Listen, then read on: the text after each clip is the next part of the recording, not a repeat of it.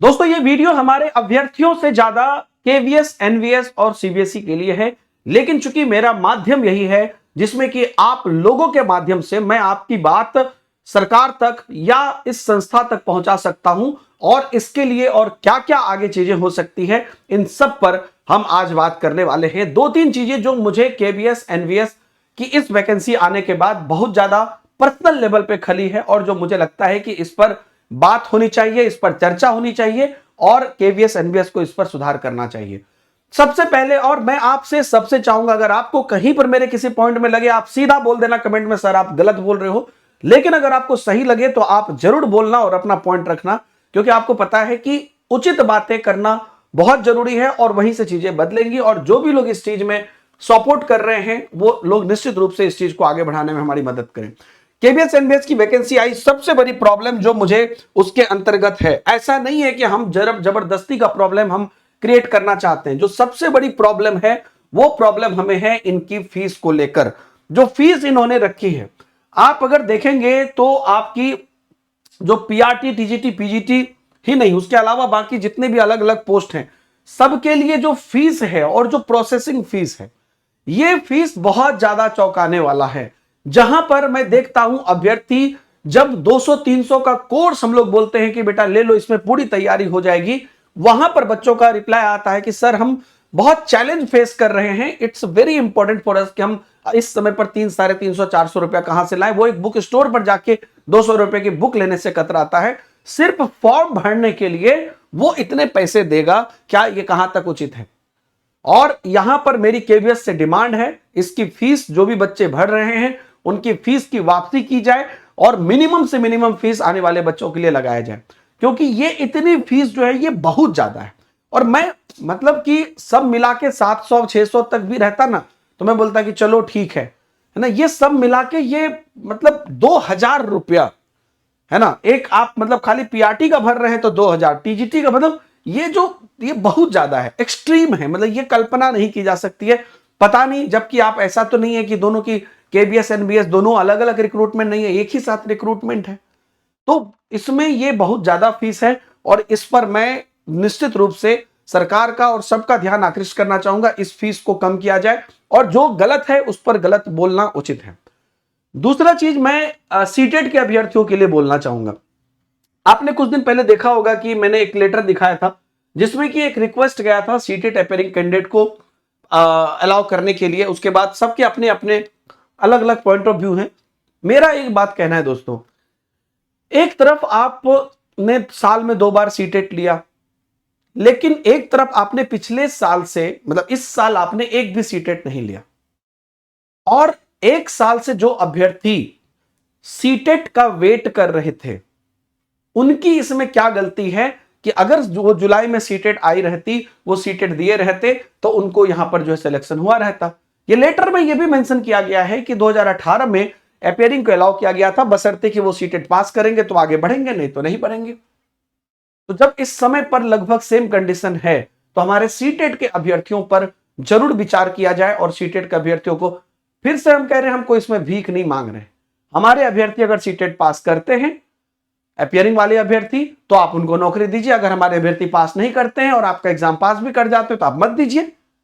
लेकिन वो अभ्यर्थी जो पिछले 1 साल से जिनकी ड्रीम जॉब है केवीएस, एनवीएस, और वो जो सीटेट दे ही नहीं पाए, उनको हम कैसे ये जज कर दें कि वो सीटेट वो इसके लायक ही नहीं है, क्योंकि सीटेट हुआ ही नहीं। तो इसलिए मैं 100% अभ्यर्थियों के लिए और इन सभी चीजों पर हमारी टीम ऑफिस भी जाने वाली है, हम बात भी करने वाले हैं। और लेकिन पहले आपको इस पर आगाह कर रहे हैं और आप लोगों का पॉइंट ऑफ व्यू जानना चाह रहे हैं।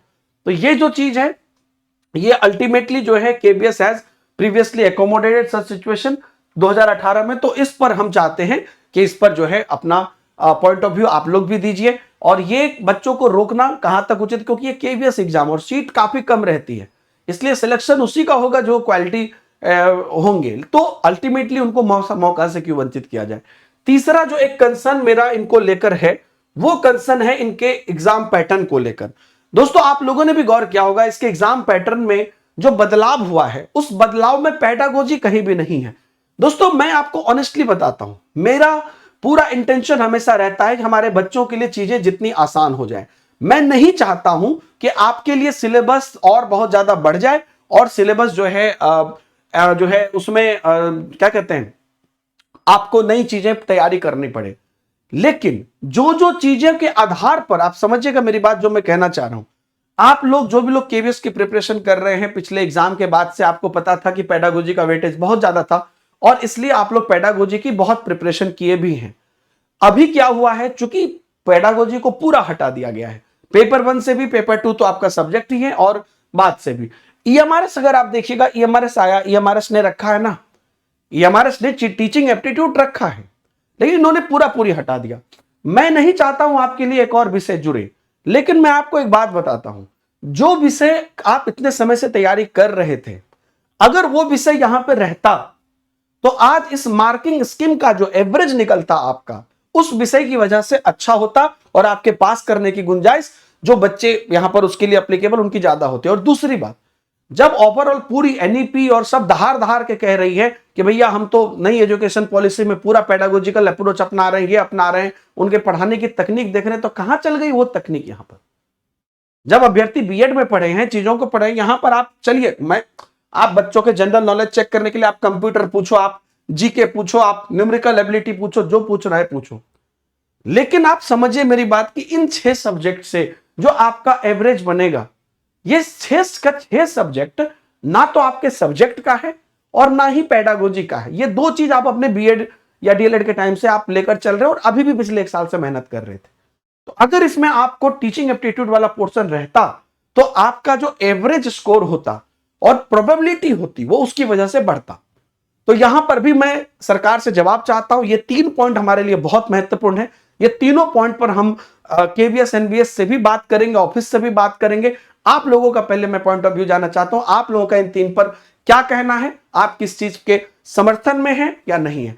मेरे हिसाब से ये अगर हम न्यूट्रल होकर सोचें तो बच्चों के हित में ये बहुत जरूरी है और केवीएस इस चीज पर संज्ञान ले। और लगातार मैं सभी से रिक्वेस्ट करता हूं कि जब बच्चों की बारी आए तो सब लोग एक दूसरे का कुछ भी भुलाकर बच्चों के हित में खड़े हों।